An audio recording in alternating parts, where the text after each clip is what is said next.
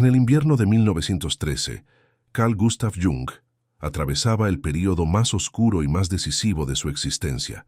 Acababa de romper con Sigmund Freud, el hombre que había sido su mentor, su figura paterna intelectual, y durante años la brújula que orientaba todo su trabajo, y esa ruptura no había dejado solo una herida profesional, había dejado un vacío de identidad que Jung no sabía cómo llenar. Durante meses vivió desorientado, incapaz de leer libros científicos, incapaz de escribir con coherencia, incapaz de pisar tierra firme dentro de sí mismo. Sus colegas lo veían funcionar. Por dentro, algo se había desmoronado.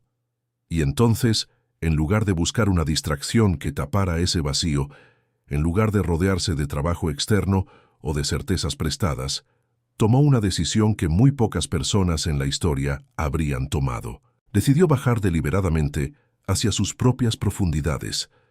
Se sentaba en su estudio de Küsnacht, cerraba los ojos y dejaba que emergiera lo que necesitara emerger. Visiones, figuras internas, voces, paisajes del inconsciente de una vividez que lo perturbaban incluso a él, que era médico y que sabía mejor que nadie los riesgos de ese tipo de inmersión. Llevaba un diario, que décadas después se conocería como el Libro Rojo, donde registraba todo lo que encontraba en ese territorio sin mapas. No lo hacía como experimento clínico ni como ejercicio intelectual. Lo hacía porque sentía, con una certeza que no podía justificar con argumentos racionales, que lo que más temía encontrar era también lo que más necesitaba encontrar, que el abismo no era el peligro, que el peligro era seguir sin mirarlo. Eso que descubrió en ese descenso ocupó el resto de su vida intelectual, y tiene un nombre que hoy es uno de los conceptos más influyentes de la psicología moderna. Jung lo llamó la sombra. Como concepto técnico, la sombra no era ni el mal ni la locura, aunque mucha gente confunde ambas cosas. Era algo mucho más preciso, la suma de todo lo que una persona ha excluido de su imagen consciente de sí misma. Todo lo que en algún momento aprendió que no era aceptable, que no encajaba, que debía mantenerse fuera de la vista. La rabia que le enseñaron que era fea, la ambición que le dijeron que era vergonzosa, la ternura que aprendió a callar porque en su entorno era señal de debilidad, el miedo que no podía mostrar porque se esperaba de él que fuera fuerte, la creatividad que fue silenciada porque no era práctica, la alegría que se volvió sospechosa porque en su familia la seriedad era la única forma de ser tomado en serio. Nada de eso desaparece. Eso es lo que Jung entendió con una claridad que cambia la forma de mirarse a uno mismo. Lo reprimido no muere, solo cambia de dirección, se hunde en el inconsciente donde continúa existiendo, moviéndose, ejerciendo una influencia que la mente consciente no ve pero experimenta constantemente, en forma de impulsos inexplicables, reacciones desproporcionadas y patrones que se repiten sin que nadie los haya elegido conscientemente. Detente un momento. Si hay algo en lo que acabas de escuchar que reconoces aunque no puedas nombrarlo todavía, quédate. Lo que viene a continuación va a ponerse más específico, más cercano, más difícil de ignorar. Y si este canal te está hablando de algo real, suscríbete. Existe para quien está dispuesto a mirar donde duele. La formación de la sombra, según Jung, no requiere traumas extraordinarios. Ocurre en el curso ordinario de cualquier infancia humana, en ese largo proceso silencioso de aprender qué partes de uno mismo son bienvenidas y cuáles producen rechazo en las personas que más se necesitan. Basta con la mirada de un padre cuando el niño llora en público, con el elogio que llega cuando se es obediente pero nunca cuando se es espontáneo, con el silencio que se instala en la familia cada vez que alguien expresa una emoción que no cabe en el guión establecido, con la aprobación condicional que ningún adulto declara en voz alta, pero que el niño aprende a leer con perfecta precisión. Puedes tener mi amor si eres esto, si muestras esto, si dejas de ser aquello. El niño, cuya supervivencia emocional depende de ser querido por los adultos que lo rodean, aprende a hacer la división con una exactitud que nadie le enseñó explícitamente. Aprende a separar. Esto soy yo, esto no soy yo. Esto puedo mostrar, esto debo esconder. Y lo que esconde no desaparece, emigra. Con el tiempo, esa división se consolida hasta volverse completamente invisible. El adulto que fue ese niño ya no recuerda haber hecho la separación. Solo sabe que hay cosas que no hace, emociones que no siente, conductas que le resultan completamente ajenas o incluso repulsivas. La distancia entre él y su sombra le parece natural, incluso un rasgo de carácter. No se da cuenta de que lo que llama simplemente ser así es, en buena parte, el resultado de un trabajo de represión que comenzó mucho antes de que él pudiera elegir nada. Cuanto más elaborada y perfecta construimos la imagen que presentamos al mundo, más profunda y más densa se vuelve la sombra que quedó al otro lado. Para construir ese mapa interior, Jung utilizó el término persona, tomándolo del teatro griego antiguo, donde designaba la máscara que los actores usaban en escena. La persona es la cara que presentamos al mundo, coherente, adaptada, presentable, construida para funcionar en sociedad y para cumplir un rol. No hay nada intrínsecamente malo en tenerla. Es necesaria para relacionarse, para ocupar un lugar en el mundo, para funcionar. El problema aparece cuando la persona se convierte en identidad total, cuando ya no somos capaces de distinguir entre lo que genuinamente somos y lo que aprendimos a mostrar. Cuando la máscara lleva tanto tiempo en la cara que olvidamos que hay una cara debajo, porque persona y sombra son inseparables. Siempre, sin excepción, son exactamente proporcionales la una a la otra. La persona que nunca se permite mostrar debilidad carga, en sus capas más profundas, con una fragilidad que no tiene a dónde ir. La persona que siempre aparece segura, alimenta, donde nadie puede verlo, una incertidumbre que no puede procesar porque ni siquiera puede reconocerla como propia. El hombre que nunca permite que lo vean dudar, carga con una duda que tarde o temprano encuentra salida por caminos que él no escogió. La irritabilidad sin causa aparente, la rigidez que nadie entiende, la necesidad de controlar que destruye lo que rodea. Ambas dimensiones conviven dentro del mismo individuo, como el anverso y el reverso de la misma moneda que nadie puede tener solo de un lado. La sombra, en ese sentido, no es el opuesto de la persona. Es su consecuencia inevitable, el mecanismo principal a través del cual la sombra se expresa sin que la conciencia lo advierta, se llama proyección. Y es aquí donde la psicología junguiana se vuelve más incómoda y más reveladora a la vez. Proyectar significa atribuirle a alguien externo una cualidad que en realidad pertenece a uno mismo y que uno no puede reconocer como propia. No es una decisión consciente. Nadie proyecta deliberadamente. Ocurre de forma automática, con la misma naturalidad con que el ojo proyecta en la retina lo que viene del exterior. Y funciona con una precisión que desconcierta cuando finalmente se ve. Quien proyecta no lo experimenta como proyección, lo experimenta como percepción objetiva de lo que el otro realmente es. Cada vez que alguien te irrita de manera claramente desproporcionada, cuando una cualidad en otra persona provoca en ti una reacción que excede con creces lo que la situación justificaría, eso es casi siempre una señal que vale la pena leer con honestidad. La arrogancia en el otro que te resulta insoportable puede ser una arrogancia en ti que no puedes admitir. La pereza del otro que te desespera puede ser una pereza en ti que niegas con esfuerzo constante. La debilidad del otro que desprecias puede ser exactamente la fragilidad que llevas cargando, escondida detrás de capas de dureza construida para que nadie, empezando por ti mismo, la descubra. Sobre esto, Jung fue explícito. Todo lo que nos irrita de los demás puede llevarnos a entendernos a nosotros mismos. Recibirla no es fácil, esa frase. El ego la rechaza con todas sus fuerzas, porque la alternativa, mirar al otro como espejo en lugar de como problema, exige una honestidad que no resulta natural ni cómoda. Es mucho más sencillo que el defecto esté afuera, que sea el otro quien tiene ese rasgo inaceptable, que sea el mundo quien falla en todos los frentes. Pero la experiencia clínica de Jung confirmaba una y otra vez lo mismo.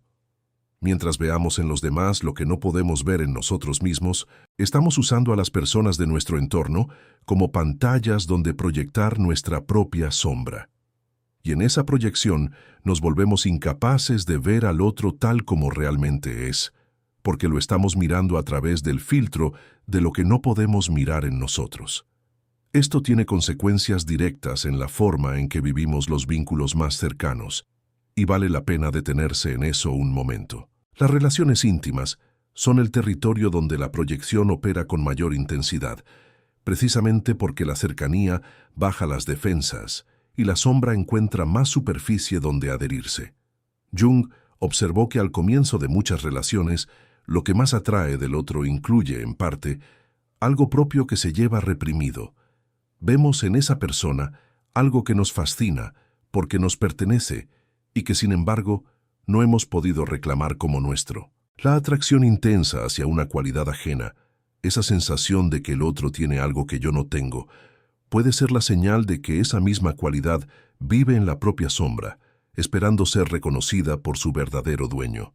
Y cuando la proyección se retira con el tiempo, cuando la relación madura y la imagen idealizada se desvanece, lo que queda es una persona real, distinta de la pantalla sobre la que se proyectó. Ese momento de reencuentro con lo real puede ser la crisis de una relación, o el comienzo de su versión más genuina, según si hay o no disposición a ver. Vale la pena detenerse aquí un momento. Si lo que llevas escuchando tiene el peso de algo que ya sabías, pero no podías nombrar, da like a este video. No por el canal, sino como un gesto hacia ti mismo. El reconocimiento de que hay preguntas que merecen tiempo real y atención real. El precio concreto de ignorar la sombra no es abstracto ni filosófico. Es un costo que se paga en vida real, en energía real, en libertad real que no se vive.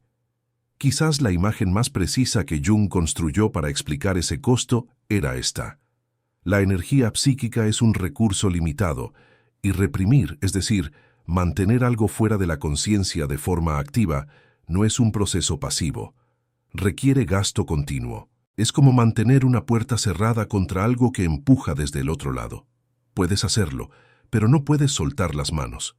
Mientras parte de ti esté ocupada sosteniendo esa puerta, esa parte no está disponible para crear, para amar, para estar presente en la propia vida.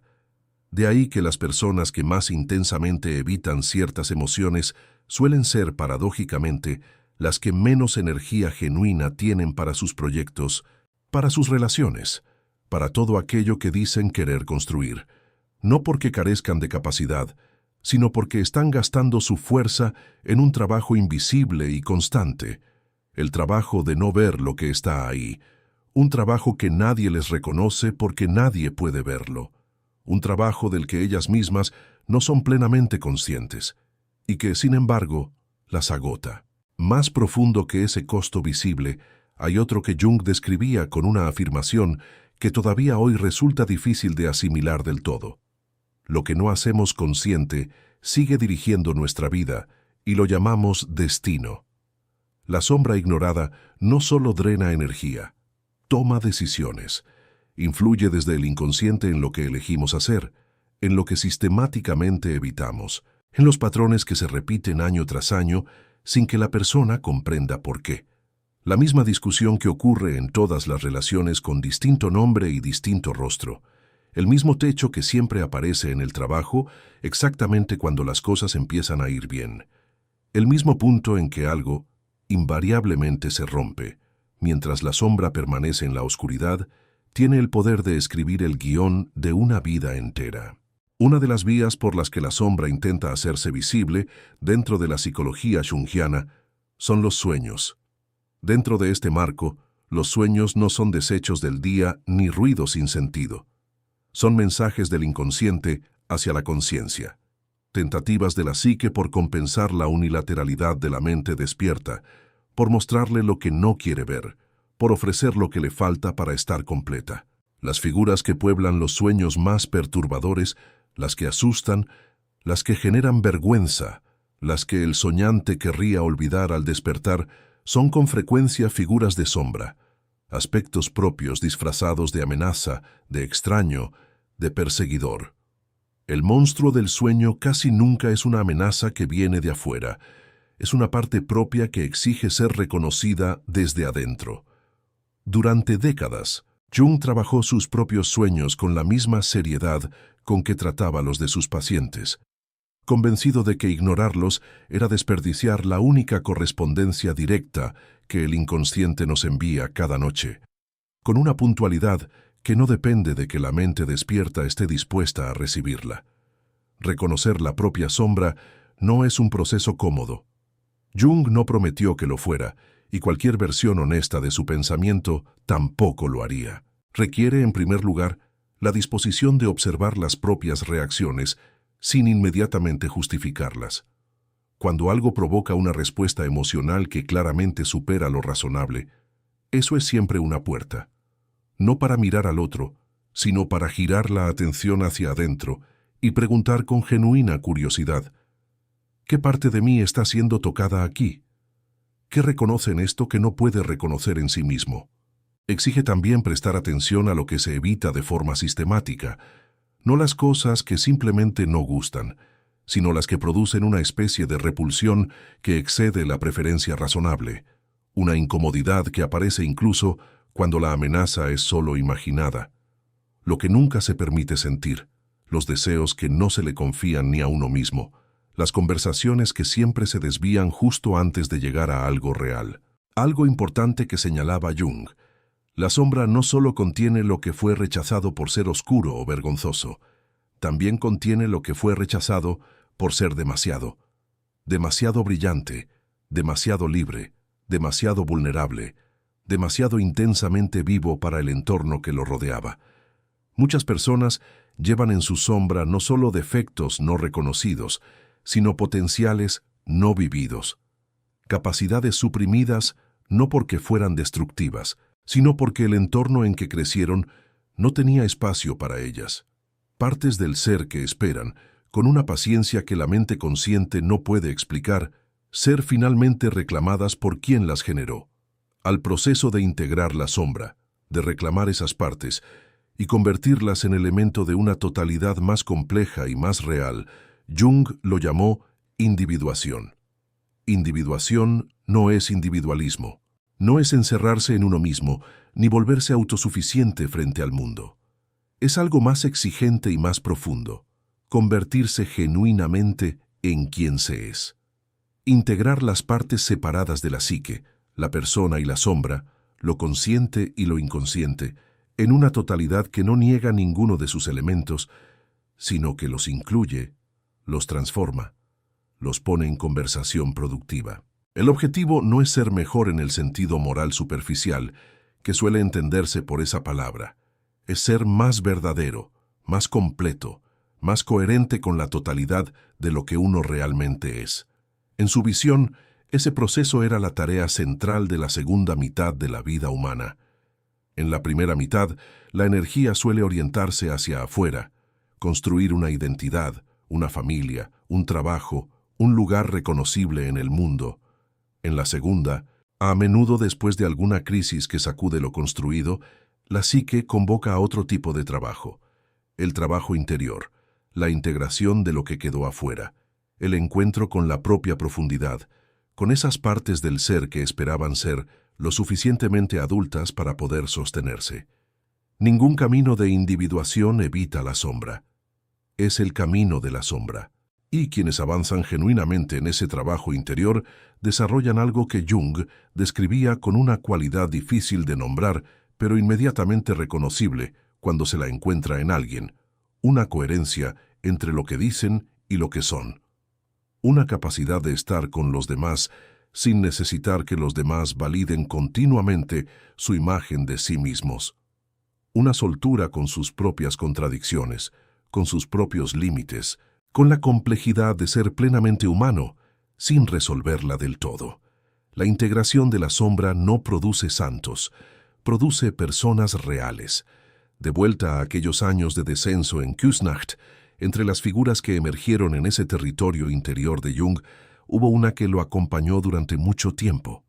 La llamó Philemon, un viejo sabio con alas de martín pescador que aparecía en sus visiones y le hablaba de cosas que Jung sentía que él mismo no podría haber pensado.